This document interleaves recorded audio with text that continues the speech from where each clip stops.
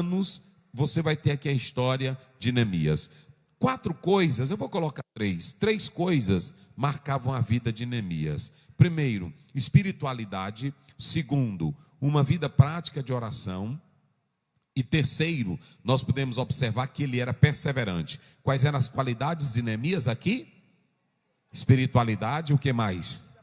Vida prática de oração e o que mais? Perseverante. Porque às vezes você quer entrar num projeto, às vezes você quer vencer, mas você não tem essas coisas que Neemias. Não vamos pensar que Neemias fosse qualquer pessoa.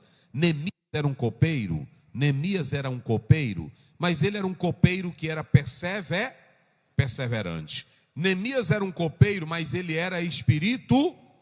Olha, onde é que está a espiritualidade dele? Olha para cá. Quando contaram a desgraça, a miséria em que o povo estava, se Neemias não fosse espiritual, ele ia dizer assim: bem feito, pecaram, erraram, e olha a mão de Deus. Agora eu quero ver, e eu não vou me envolver nisso, porque Deus já me abençoou, eu estou bem no palácio. Vocês sabiam que a profissão de um copeiro, ela era mais valiosa do que o general do exército? Por quê? Porque quando o copeiro ia entregar o copo de vinho, ele pegava, segurava, ele colocava na mão um pouco do vinho, bebia e segurava com os dedos o copo. Quando ele provava o vinho, ele retornava, o rei atestava que estava sem qualquer tipo de veneno e ele entregava para o rei beber. Essa prática levava o copeiro a ter intimidade. Primeiro, nem o comandante do exército tinha tanta intimidade como o copeiro, porque todo dia, quem era que estava com o rei? Querendo ou não, tinha dia que o rei queria conversar, tinha dia que o rei queria desabafar, e ele ia desabafar com quem? Com o copeiro. É por isso que o rei não gostou da tristeza de Neemias. Ele disse: Neemias, por que tu estás triste? Ele não poderia estar triste, porque era da regra da etiqueta ele andar daquela forma, ele ser sempre alegre diante do rei. Por isso, irmãos, quando você olha para Neemias, ele estava bem confortavelmente, ele estava bem socialmente. Crente que não é espiritual, ele nunca sente a desgraça do outro, ele nunca sente a dor do outro, ele nunca sente o sofrimento do outro. Crente, quando é espiritual, que ele nota a ausência do irmão na igreja, ele diz assim: pastor, nunca mais eu vi o irmão fulano na igreja. Pastor, a irmã fulana de tal parece que não está bem no casamento dela. Pastor, o irmão fulano de tal está doente. Pastor, eu estou em uma campanha de oração pelo irmão fulano de tal. Olha, você pode observar que hoje são poucas as pessoas que têm esse sentimento na igreja. Isso aqui é espiritualidade. Às vezes você pensa, tem irmã aqui que ela se mostra espiritual, mas ela não visita ninguém, ela não compartilha com ninguém, ela não vai na casa de ninguém, ela não dá estrutura para ninguém. Tem uma irmã aqui que eu acho muito bonito o jeito dela. Eu sei que tem várias, mas eu vou destacar uma. A irmã Lindalva, ela faz aquele negócio que ela canta aqui, ela anda na igreja, não é assim? Ela canta, mas ela evangeliza. Ela gosta de evangelizar. Ela vai sozinha ali para a fila da lotérica evangelizar. Porque tem irmã que é só farofa aqui dentro.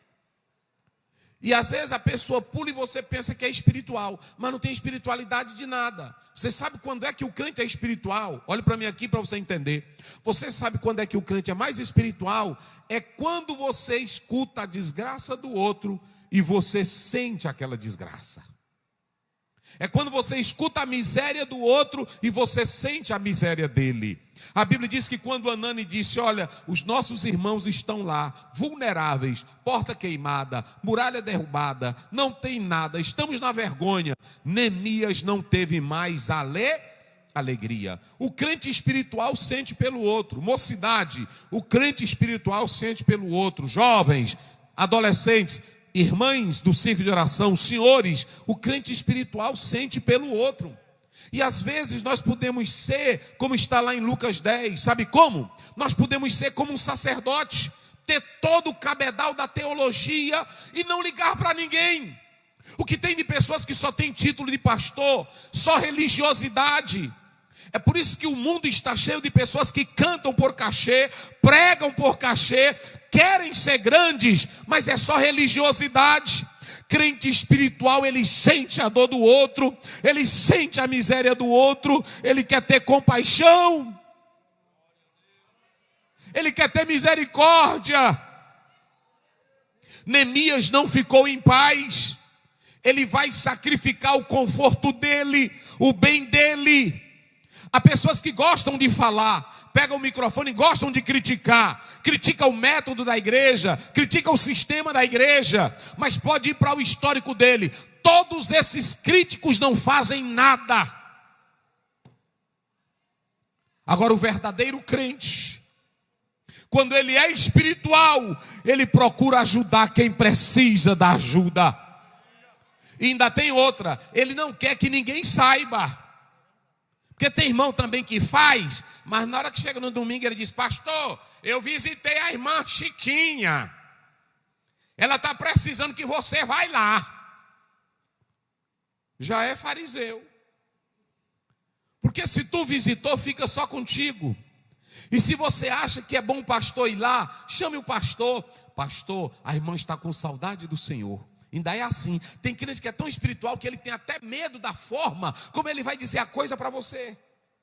Pastor, não seria bom você ir visitar a irmã fulana? Ela está com saudade do Senhor. É isso que é espiritual. Contaram para Neemias. Neemias, ele disse assim: não, vocês pecaram, vocês erraram, pague a conta de vocês. Foi assim que ele fez? Não. Quando contaram para ele, ele perdeu toda a alegria, ele perdeu todo o ânimo, mas ele começou a se colocar em oração. Quanto tempo ele se colocou em oração? Eu já falei aqui, quanto tempo? 4 meses, olhem para cá. 4 meses ele faz uma campanha de oração, orando para Deus abrir portas, orando para saber como resolver aquela situação, aquele impasse, aquela miséria. Ele não suportava estar bem e os irmãos dele na miséria. Neemias sente essa dor. Isso aqui é espiritualidade na prática. Isso aqui é espiritualidade verdadeira. Mas ele persevera 4 meses de oração. Neemias tinha vida espiritual. Neemias tinha uma vida de espiritualidade na prática. Neemias era perseverante. Aí quando você lê essa passagem bíblica que eu acabei de ler, meus irmãos, ouçam bem. Depois de 4 meses que ele se apresenta triste, o rei pergunta: o que você tem? Por que você está com essa tristeza? E é tristeza de coração. Ele disse: majestade, eu não poderia estar bem enquanto a cidade dos meus pais estão destruída. Eu não posso estar feliz quando os meus irmãos estão na miséria. Eu não posso estar bem. Aí o rei disse, verso 6, coloca aí. Olha, o rei olha para Neemias e diz: e o que tu queres? O que você me pede, Neemias? O que você quer? Coloca o verso 4. O que você quer? O que você me pede? Olha aí. E o rei disse a Neemias: o que tu me quer? O que tu queres? Agora olha bem, irmãos. Quantos meses orando? Quantos meses? Vamos lá, só quem tem boca, para me encerrar já. Quantos meses orando? 4. Escutem, quantos meses?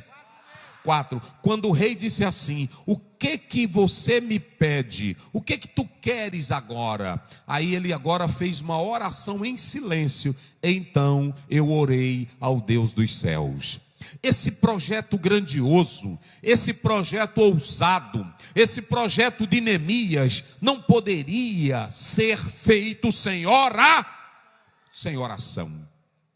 Não entre em grandes projetos se você não começar orando. Não comece nada sem oração. Pregação sem oração não presta. Louvor sem oração não presta.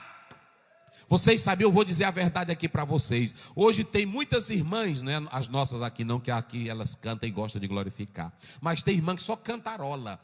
Tem até delas que cantam bonito, né? Faz o caqueado na voz, faz a coisa. Tem banda que toca, tem jovens que cantam cantam, mas a igreja não sente nada, porque os louvores não são banhados pelo orvalho da oração. Mas aonde a oração, o louvor vai impactar os corações. Aonde a oração, a pregação tem vida. Quem acredita no poder da oração? E a igreja aqui nós temos que orar, meus irmãos. Mas vamos lá. O Neemias